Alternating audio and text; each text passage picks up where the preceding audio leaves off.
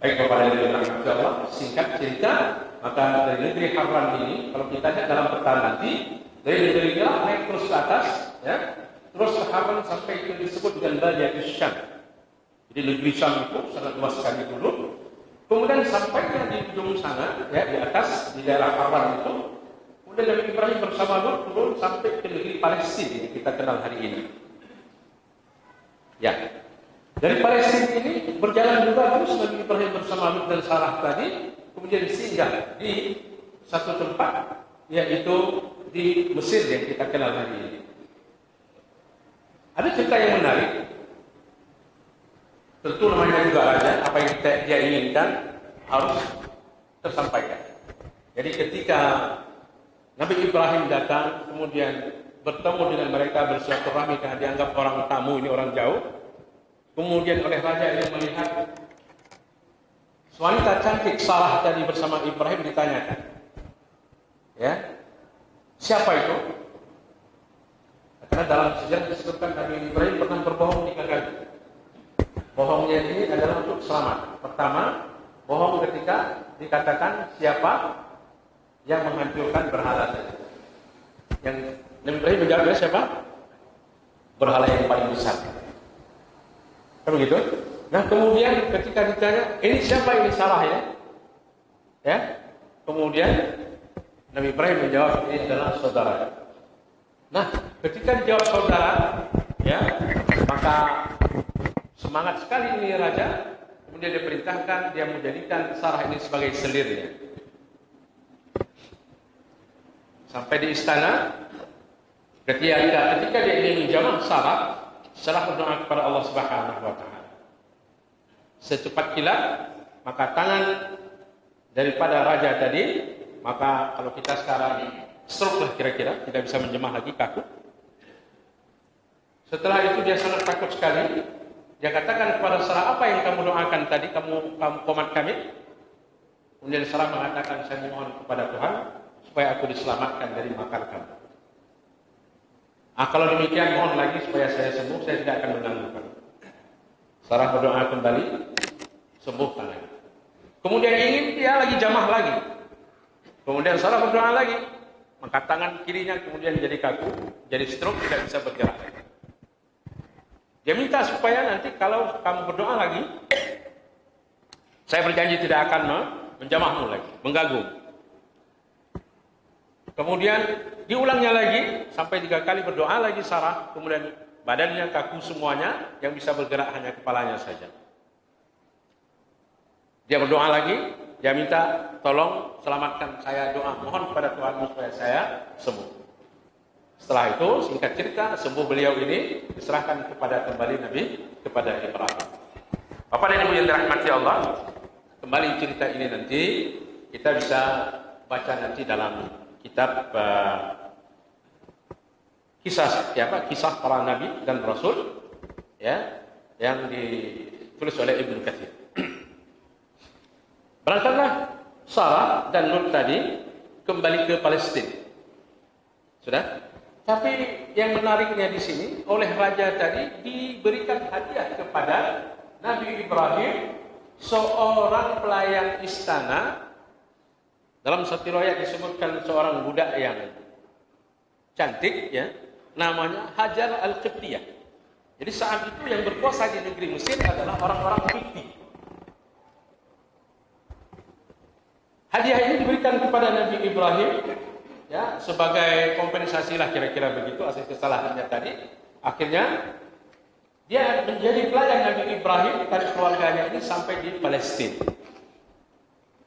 Seiring dengan perjalanan waktu, Nabi Ibrahim berdoa kepada Allah Subhanahu wa taala. Wa qala inni dhahibun ila rabbi sayahdin. Rabbi hab li minas salihin. Terus Nabi Ibrahim berdoa kepada Allah, ya Allah berikanlah hidayah petunjuk kepada. Apa yang dimaksudkan oleh Ibrahim? Yang dimaksudkan oleh Nabi Ibrahim, ya Allah Rabbi hab li minas salihin. Ya Allah anugerahkan kepadaku, berikan kepadaku anak keturunan yang saleh-saleh. Melihat keadaan seperti ini, Sarah pun sangat-sangat miris hatinya tentunya. Beliau menawarkan kepada Nabi Ibrahim, wahai Ibrahim, aku rela engkau menikah dengan Hajar untuk mendapatkan anak keturunan.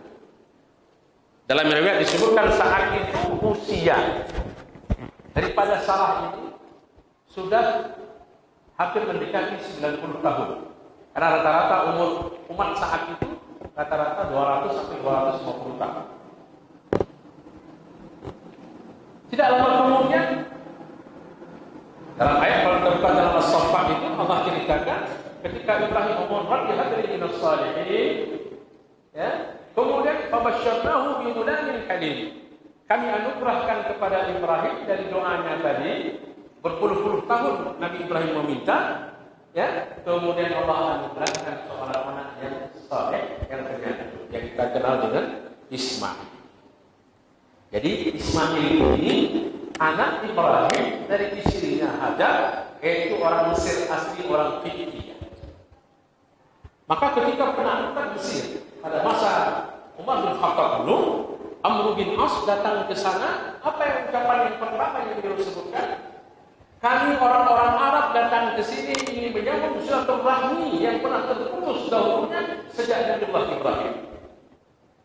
Mereka kaget, apa maksudnya itu?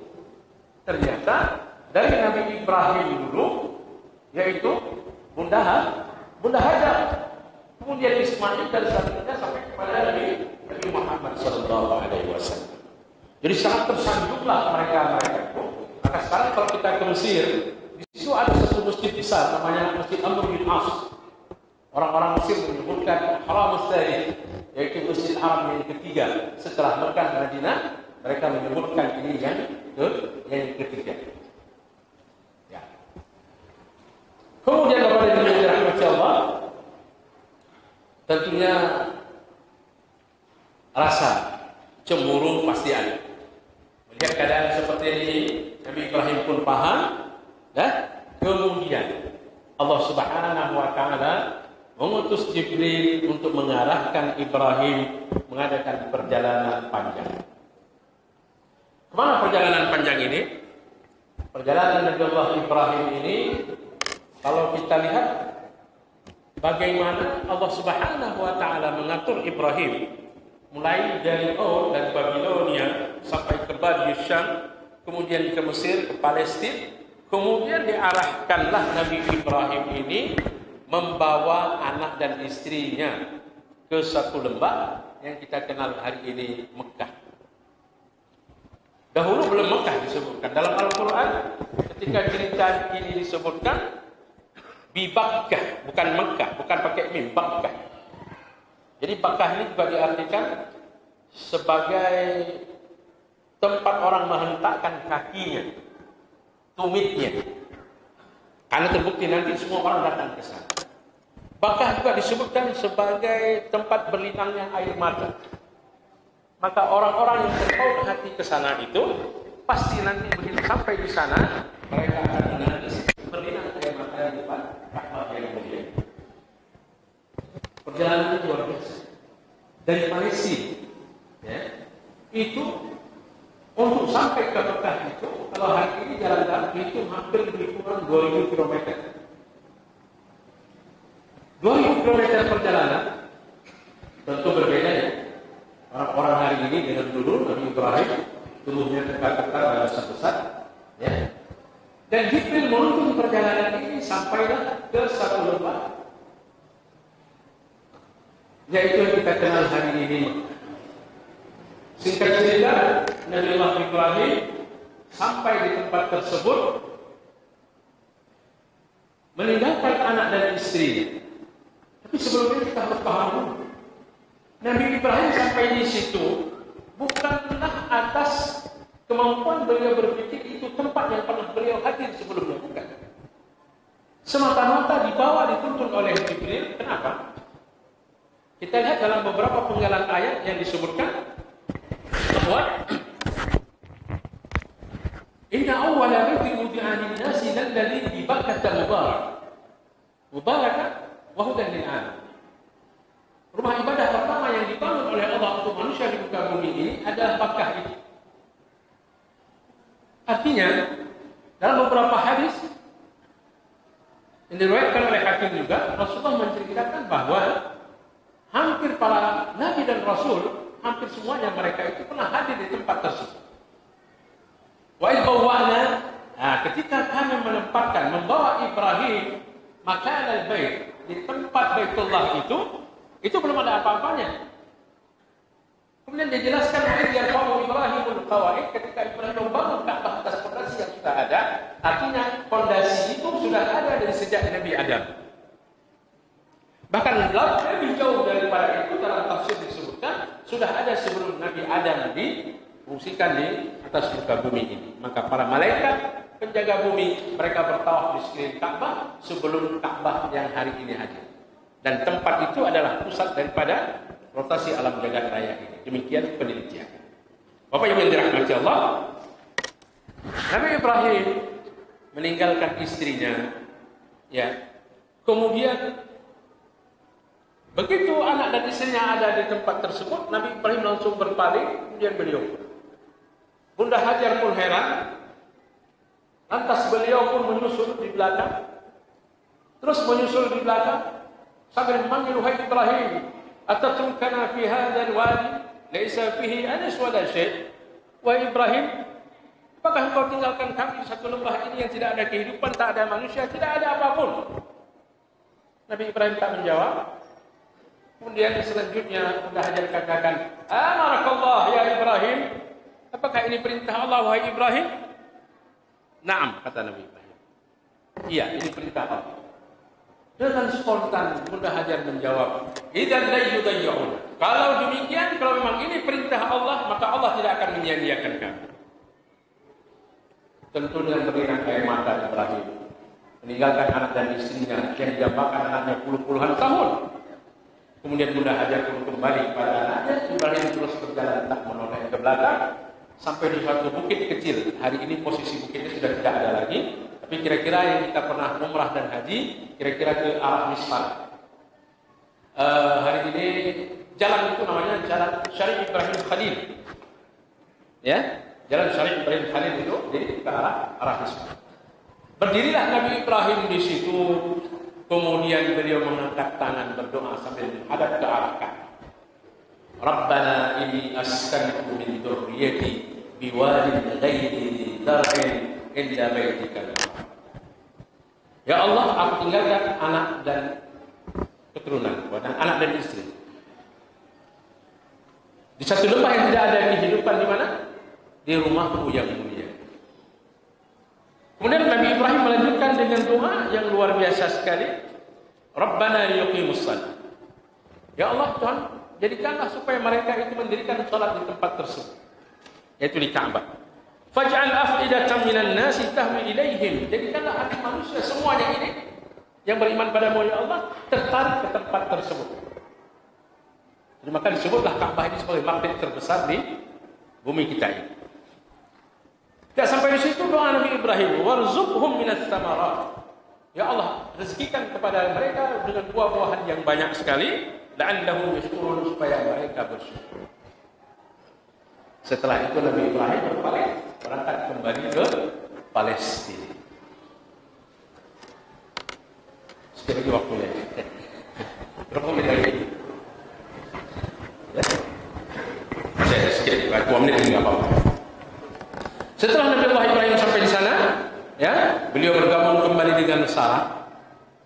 Sudah? Tidak lama kemudian Jibril datang menginformasikan kepada Ibrahim bahwa Allah mengembirakan kamu wahai Ibrahim dengan hadirnya seorang anak lagi yang namanya Ishak. Kehadiran Jibril ini kemudian menginformasikan juga kepada Ibrahim, ya, sepupunya tadi Lut, ya, untuk diberangkatkan Lut ini ke suatu negeri yang disebut kita kenal hari ini negeri Sodom. Bahrul Mayt, Lut mati dan kira-kira sekarang berada di Jazirah daerah Yordania. Ya, kenapa? Kaum tersebut kaum yang sangat melampaui batas. Yang mereka itu tidak suka kepada lawan jenis tapi sesama jenis. Maka Lut dikirim, disuruh oleh Jibril diarahkan ke tempat tersebut untuk menyampaikan risalah dakwah di kita kenal dengan hari ini negeri apa? Negeri Islam. Dan cerita khusus ini yang kemudian hari ya, karena pembangkangan mereka, waja'alna 'aliyaha safilaha wa amtarna 'alaihim hijaratan min sijjil. Yang negeri ini karena kebiadaban mereka itu kemudian Allah balikkan atas yang menjadi bawah, tenggelamkan ke dalam bumi, kemudian Allah hunjam mereka dengan batu-batu dari api neraka yang sangat panas sekali, mereka semuanya hancur. Yang selamat tak banyak. Dalam satu riwayat disebutkan ketika ditanyakan kepada Rasulullah, berapa orang yang selamat? Apakah 100 ya Rasulullah? Tidak. Kurang lagi itu tidak. 10 pun tidak.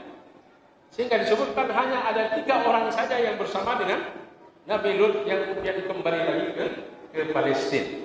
Wallahu a'lam. Ini sejarah. Kembali kepada Nabi Ibrahim kepada Nabi Allah. Ketika Ibrahim dianugerahkan oleh Allah Subhanahu wa taala Ishak, dan seterusnya.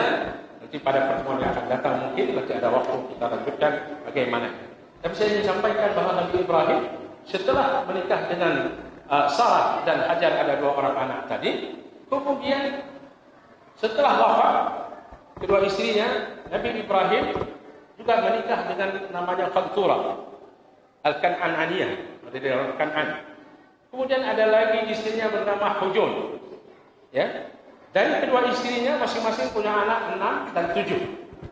Dari mereka ini nanti akan lahir dua nabi-nabi, ya, yang memang tidak disebutkan di dalam Al-Quran, karena nabi dan rasul sangat banyak sekali, lebih dari 300.000 orang. Ya, dalam hal ini itu adalah hasil dari doa Nabi Ibrahim dari anak-anak keturunannya yang saleh. Maka dari Ismail, ya, dari Ismail itu nanti Allah Subhanahu wa taala anugerahkan anak keturunan dari Ismail ini, karena Ismail dia nanti menikah ada 2. Istri pertama diceraikan karena sifatnya kurang baik. Kemudian istri yang kedua, ya, Ri'lah namanya. Kemudian ini yang dipilih oleh Nabi Allah Ibrahim.